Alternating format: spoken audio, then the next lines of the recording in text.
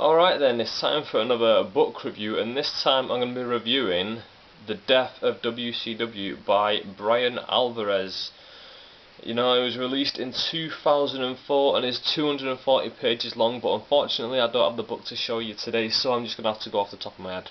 And it's been about 18 months since I read this book, but I've got to say it was a really good book. I think it cost about $13.99 English, American dollars. I'm guessing that's about 2021 American.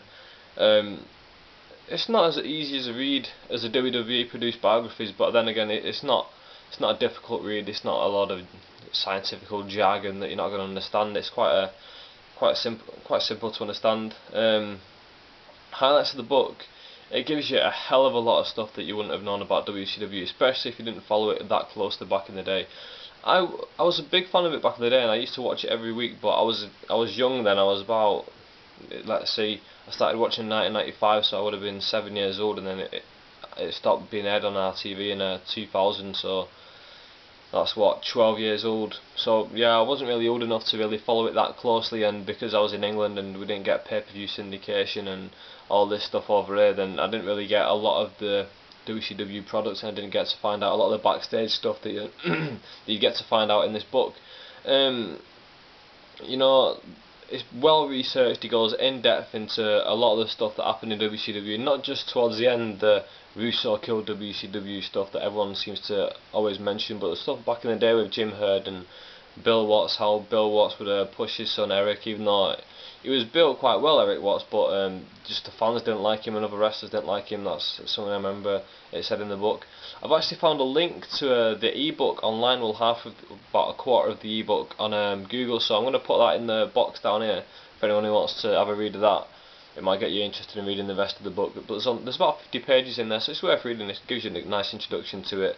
Low points of the book, I wouldn't say there's that many low points. It does its job. It's a very it does what it says in the tin sort of thing. It tells you all about the death of WCW and how things came about. I wouldn't really. It's been a while, so I can't really say what I'd add to the book. I've got a few key points here. One of the things is, what would I add to the book, and off the top of my head I can't think of it. It says it. One of the things that I like to do in these videos as well is, would I buy it? I would definitely buy this book. I was lent this by a friend, and I read it, and I'm actually still thinking of buying it. Even though I've already read it, I'm still thinking of buying it because it is that good of a book. I suggest that people do buy this book, especially if they're interested in a WCW or the wrestling history. You're going to find out a lot of good stuff in these books. It's definitely worth reading. Out of 10, I'd give this book a 9 out of 10. It's a fantastic book. I think it's part of the Wrestle Crap series. It was released on ECW Books, so anyone who's read any of the other Wrestle Crap stuff, that I think it's to do with, you know what you're getting into, you know the type of, like, how critical they are of stuff, because they are highly critical, but then again, that's the jobs. They're more critics than fans, in my opinion. So yeah, I highly recommend that you check that book out.